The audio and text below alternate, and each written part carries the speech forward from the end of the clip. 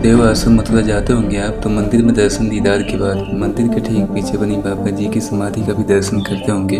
और अगर आप पुराने सत्संगियों में शामिल हो तो जब जब आप समाधि स्थल देखते होंगे तब आपके मन में यही प्रश्न आता होगा कि इतने दिन हो गए बाबा जी को अदृश्य हुए, अभी तक उनका समाधि स्थल तैयार क्यों नहीं हुआ। हालांकि पुराने सत्संगी हो आप तो समाधि स्थल का कार्य रुकने का थोड़ा बहुत कारण तो आपको पता ही होगा, पर क्या आपको जो पता है उस बात की पुष्टि आप कर सकते हो? शायद नहीं। 18 मई 2012 116 वर्ष की आयु में बाबा जी ने अपना शरीर छोड़ा और उनके शरीर छोड़ने के बाद संगत में पूरी तरह अफरा-तफरी मच गई थी। हर तरफ दुख का माहौल था और अनेकों विवाद खड़े हो गए थे, जैसे मुखाग्नि और समाधि पर। और अंत में निर्णय यह हुआ कि बाबा जी के शरीर को मुखाग्नि ही दी जाएगी और उसी स्थान पर बाबा जी का समाधि स्थल बनाया जाएगा। बाबा जी के अनुयायी रहे चरण सिंह यादव जी के पुत्र पंकज जी, जो कि बाबा जी गुरुदेव के काफी करीबी और उनके गाड़ी के ड्राइवर भी थे। तब निर्णय यह हुआ कि बाबा जी के शरीर को पंकज जी मुखाग्नि देंगे। जय गुरुदेव नामयोग साधना मंदिर के पीछे की तरफ बड़ा सा सत्संग मैदान है, जहाँ बाबा जी का सत्संग मंच लगा होता था और उसी मैदान में बाबा जी के अनुयायी बैठते थे और सत्संग सुनते थे।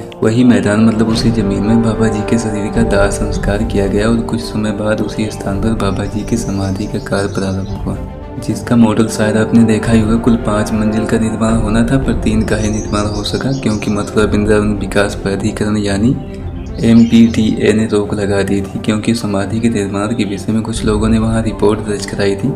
और 2014 में MPTA ने रोक लगाते हुए कहा कि जहां समाधि का निर्माण किया जा रहा है वह जमीन आज के करीब 30 साल पहले राज्य सरकार ने बाबा जी को लीज पर दी थी, यानी कि पट्टे पर, जिसकी समय सीमा 99 साल की थी। इसलिए जमीन पर समाधि का निर्माण नहीं किया जा सकता। और 2016 में मथुरा के एक वकील ने इलाहाबाद हाई कोर्ट में समाधि के निर्माण पर रोक लगाने की याचिका दाखिल की।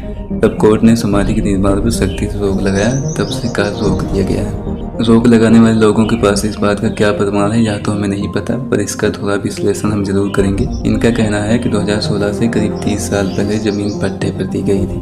अगर हम 30 साल पीछे जाते हैं तो करीब 1987 की यह बात है। उस समय राज्य में ND तिवारी एवं केंद्र में राजीव गांधी की सरकार थी, यानी कि कांग्रेस की। और इतिहास गवाह है कि इमरजेंसी के समय इंदिरा गांधी की सरकार में जब नसबंदी और गौकसी पर बाबा जी ने उन्हें समझाया था, उस समय इंदिरा गांधी क्रोध में आई थी और उन्होंने बाबा जी को 29 जून 1975 से 23 मार्च 1977 तक, यानी कि 1 साल 8 महीने 24 दिन जेल में रखी थी। अब संतों के लिए पूरी दुनिया के लोग उनके बच्चों के समान होते हैं। इंदिरा गांधी द्वारा बाबा जी पर अनेकों जुर्म किए गए थे, फिर भी बाबा जी ने इंदिरा गांधी को माफ किया था। इस प्रकार उस समय सरकार का व्यवहार था, मतलब बाबा जी के साथ सरकार के हाव भाव मिलते नहीं थे। और अगर यह जमीन किसी ग्रामीण की थी तो उसको सामने क्यों नहीं लाया जा रहा है? फिलहाल हम इनमें से किसी बात की पुष्टि नहीं करते हैं, मिली जानकारियों के आधार पर हमने आपको बताया है। बाकी आप स्वयं से विचार करें और ऐसी इन्फॉर्मेशन के लिए सब्सक्राइब करें और देखते रहिए NT लेवल नामक चैनल। धन्यवाद।